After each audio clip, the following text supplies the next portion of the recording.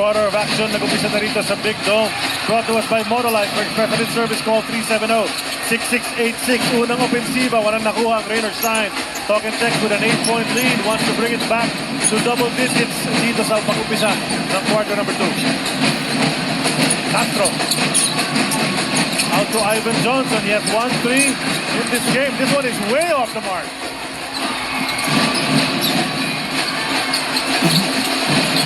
Chu in there together with Belga, Chisholm, Norwood, and Uiloan. Crafty Belga, di pumasok. Johnson with Bonasher, Castro, Kelly Williams, and this guy, Jay Watts, gets fouls to the hoop.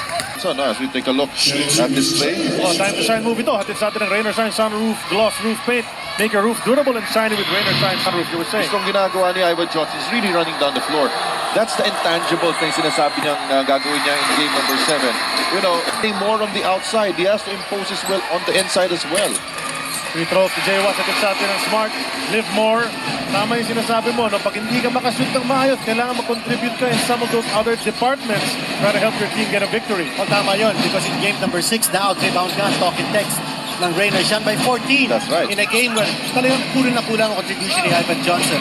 But Johnson here, he's playing team ball. No? He's passing the ball around. At ang bilis nun ng opensa ng talk and text. Saka may luxury to si Ivan Johnson na itigay yung bola dahil ang ganda ng shooting ng kanyang mga kakampi so far in this game. But that pass is too strong.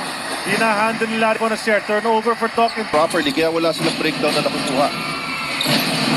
Here's that offense na gano'n ng Raynor Shine. Hirap na hirap makapasok sa lane. On the way up, nag-reach in si Jay Watts. This defender, hindi pupasok yung 3-point shots niya. So, ngayon, tinatry niya pumasok sa loob. Unang bitaw. Go Belga, pasok yan from the 4.5-meter line. This free throw is brought to us by Smart. Live more. RDO back in the game.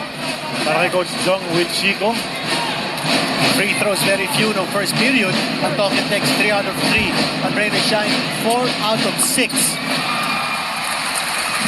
At yung dalawang mintis na yun ng first quarter ay kay Bo Belga. Pero ngayon, 2-2 sa kanya na ipasok. Wala na lang ang lamang ng talk and text. Castro looking for Ivan Johnson. Decides to go to Williams instead. Finally, napunta na yung bola kay Ivan. Ball finding its way all around. Back to Castro. Mintis sa tres. Wayne Chisholm will try to bring this ball up.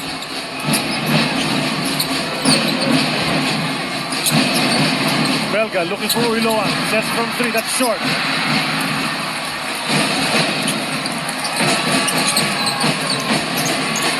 Talk and text taking its time. Kelly Williams, short jumper para sa kanya, too strong. He back-rimmed it. Right now, walang rhythm yung offenses ng dalawang kupunan. Let's see. Ito, Chisholm really needs to be more aggressive. Sa kanyang pag-drive, he lost his footing. Ito na naman si Castro. Straight into the chest of Uiloan to draw that foul. Every time nagkakabanggaan yung mga player dito sa pag-umpisa ng ating laro, this series has been. Dito, panoorin natin. Makita natin dito kung ano nangyari. Uiloan putting the body on Jay. Quick offense and talk and text. Tuwing nagkakaroon sila ng pagkakataon na tumakbo, tatakbo sila. And that's Anything that they're working on about Jason, that is him being more of a communicator. Hindi naman ko siya pinipressure na maging. Remember that when he's running forward, he has 4 lieutenants at his back, and he's always got his back. Sorry. Well, getting better and better at facilitating para sa kanyang komponan. Ito si Jason Castro. Hit that free throw and go to stretch the lead back to 10. And Raynor Shine, wala na naman nakuha sa kanilang offensive. So talk and text maintaining that distance between their team and the other one. But short on that 3 si Jason Castro. And if you're Raynor Shine, that's what you want from Jason Castro. You don't want him to facilitate. You don't want him to pass the ball. You know, usually when you've got a star player who's a big-time scorer, you make him a passer. Huwag niyong pagbigyan na makapuntos. But for Jason Castro, you want him to score points because talk and text is so much better. They're playing people. Nice 3 mula rito kay Uiloan. For any of these teams because the 3-point shot is a great equalizer and with the number of attempts that these two teams take. And on the floor, parang hindi na natin masyado na-feel. No? Oh, okay, he's got 6 rebounds, but he's only got 2 points. And let's see whether that will change. He's been falling down. Sandali. Chisholm confronting Ranidel. Si Sisson with that steal, running down the court. Parang si Ranidel de Ocampo. He got hit in the sternum. Hawak-hawak niya. Ilang beses na bumagsak si Jason. Grabe nga ngayon. Di ba? Ito yung nangyari dyan, no? Oh, may extension. Yung May pala. extension. Nasa two teams will get chippy. Pero yun, nakangiti na si Wayne Chisholm. A timeout is called. Brought to us by KFC. Let's take a look at our radio panel for our Fardex anti-ngalay breaks of the game. Dalawang oras na kaupo, walang tigil sa pagsasalita. Pabaling-baling na tingin sa hardcourt action. Sagot ng Fardex ang pangangalay mo. Brought to you by Fardex. Di bibigay sa ngalay. Jali Escobar at Chiqui Reyes. Nangalay na ba? First half pa lang. Medyo old age na yata si Jalski mo, ya. Malamang, pwede. Tsaka may bagong trabaho si Chiki.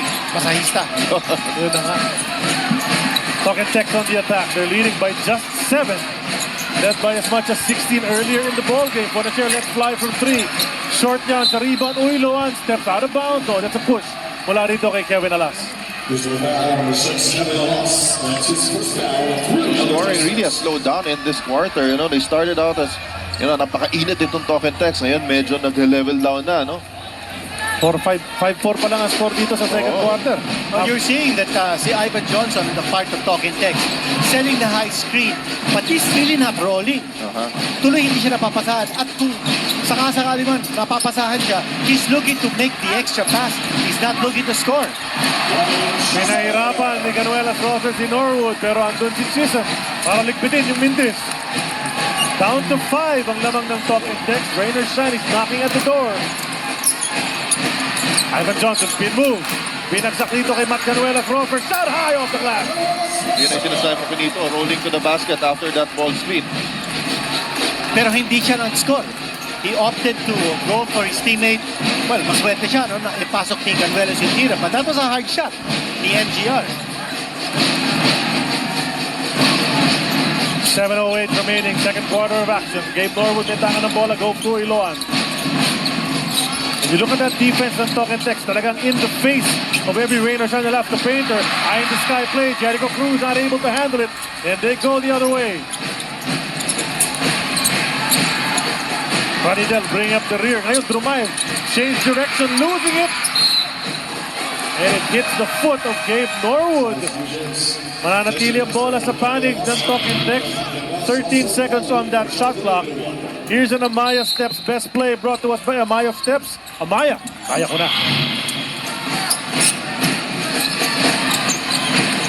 Ito si Johnson. Quick move towards the baseline. What a spin. Ang bilis ng galaw. Well, Rainer Shine is zoning up at the post. Every time si Johnson is supposed to masona sa Rainer Shine. So the help there was a little bit too late. No call on the Norwood drive. He was looking for that foul. But Castro nagmamadre. Punta rito kay RDO.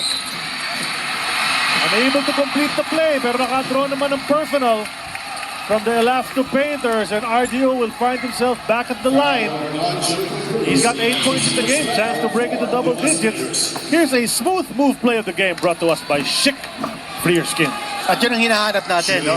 You want Ivan Johnson, if you're talking text, to be aggressive 4 points.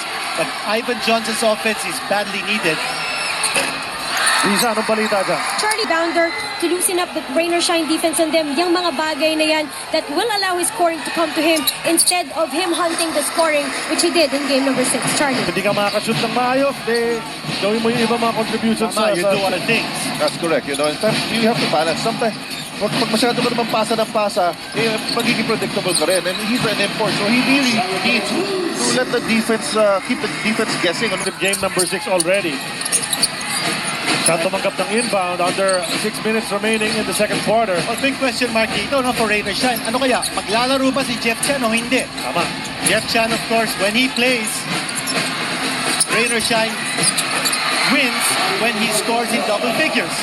Rookie mistake mula kay Jericho Cruz. Pinanood lang yun. Johnson.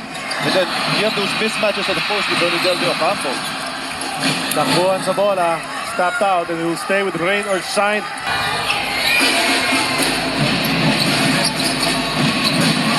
Ito yung nakita natin, adjustment of talk and text starting in game number 5. Walang nawawala halos, no, sa Rainer, sa talk and text. Johnson to RDO. Goes out to Castro. Let's fly from 3, top of the key. Go rebound by Quinyan. He hit a basket a while ago on the other end. Si JR Kinyan, siyempre, back in the series after getting suspended for a ball game due to that altercation in game number 5. Alam naman natin, nagkaaftahan ito si Kanyahan at si Ivan Johnson. Jack naman na inaantay at pinanonood na ating mga referees binabantayan nila yan. As Jericho Cruz tries to go to Chisholm in the post, unable to do so.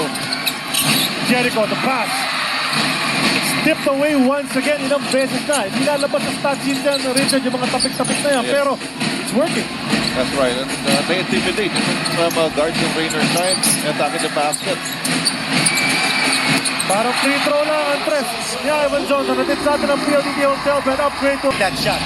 And he usually hits the shot. Para nakaset shot siya. It's not a jump shot. So he takes his time in aiming. And if you're the defense, you need to be able to close out. Miscued. Oh, Willie Miller making an appearance here in Game 7. Well, matagal-tagal lang hindi natin napapanood si Willie Miller. Willie Miller, in fact, has sat out the last 10 games ng Talking Text.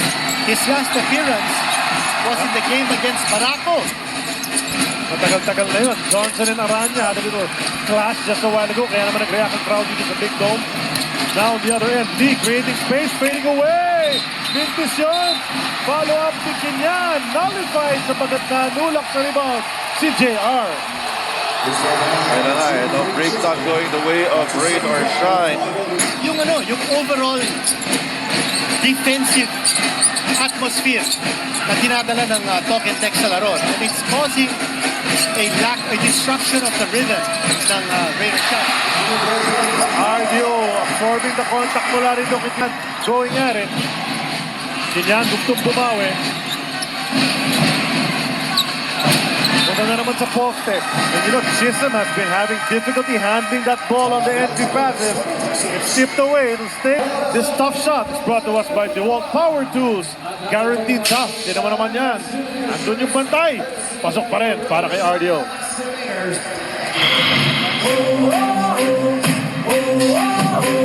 Points, 2 minutes 42 natitira sa ating first half. Charlie Cuna together with Coach Richard Rosario and the Dean. Ginito Henson, si Risa Diaz naman ang aming kasama at courtside for the reports. Raiders trying to come closer. They have cut a 16-point lead down to just 5. And now it's back to just 11 after that basket. But the instruction from Coach Yeng of that timeout was attack the basket. Keep on attacking the basket. Don't settle for outside shots. Try to get into Talking Text penalty. Nakita natin ito kanina, no? Si Ryan Aranya attacking the defense to Willie Miller and driving strong to the hole. Exactly what Coach Yeng wanted. Bagsak si Ivan Johnson patungong basket. He's able to draw that foul.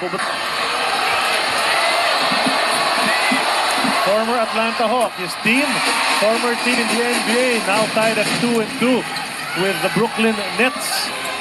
Pero ngayon, dito sa Game 7 ng ating PBA Commissioner's Cup Finals. Hits the first free throw and nails the second. Of course, his last collegiate year was played at the college at California State at San Bernardino, which is the same school that produced Jimmy Alabang, who has been a big influence in tempering the volatile Ivan Johnson. Christian mula kay the lethal weapon. He's got 13 points in the ball game. That's the lead down to 10. We're into the last 1:47 ang ating second quarter here in game number 7. Ganuelas Rosser may tanga ng bola. To Johnson. Another one. You know, they're really setting up against Ivan Johnson. You know, nasabihin natin, bakit hindi po opposite si Johnson na si Aranya bumabantay sa kanya? No, they're trying to look at different points of attack. There was a double screen for Johnson and that enabled him to get free for that 3-point basket. And they're not closing out hard enough. Johnson is having a field day. Kasi a good look, you watch it right here. Si Aranya hesitating because he probably figured, is Johnson going to drive on him? But you know that Johnson has an outside shot, so you have to know how to play defense against a guy like him. Willie Miller nakakuha ng rebound. Talking Text once again denying rain or shine. We're down to the last minute of this first half. Johnson, one more three. That is a bit to the left. Palbok papunta kay Wayne Chisholm. Rainer sign, nabanggit natin ng first quarter, Richard. They want to finish strong. They were able to do that in quarter number 1. Let's see what they can come up with here in the second. That's correct. Ito, tres ni Aranya. Will it start something para dito sa Raiders side? And right now, they keep the lead. Yung deficit nila manageable. 38 seconds remaining, only down 10. They were down by as much as 16 in the fourth. They need to be able to find the guys who are open. Kaya yung tref ni Ryan Aranya just a while ago, which cut the lead down to just 10. Kasama si Reyes Jali Escobar. The boys on the airwaves. Dito naman sa TV, you got the Dean Tinito and Coach Richards together with Charlie Cuna. As Ivan drives to the hoop. Good resistance mula kay Wayne Chisholm. Halos patak na ang game clock sa shot clock. 2-second differential. Let's see if Raiders can cut this to single digits before quarter number 2 ends. Inside, J. Artilla, nakuha ang Ayan. 11 to work with. And good pass coming from Wayne Chisholm. Nasa loob na si Kinyan, and with that wide body, he's able to shield himself away from his defender na si RDO. Maridel, that shot looked straight and true, pero it rolled off the rim. Raiders side with a finishing 5-point cluster there. Aranya and Ivan Johnson talking as they head towards the locker room. Focus din tayo dyan. 8-point lead para sa talk and text. They hit the half-century mark. 50-42 after 24 minutes. Ang ating madiscarded player of the half is brought to us by Firefly led ball. The one who finds a way. Firefly lights the way. It's Ranidel De Ocampo. Started out strong. Hit that first 3 of the game, the Dean. And he was able to continue it into the second quarter. O tama yun, 8 points in the first period, finishing with 13. But RDO mixing his offense, going strong to the hole, getting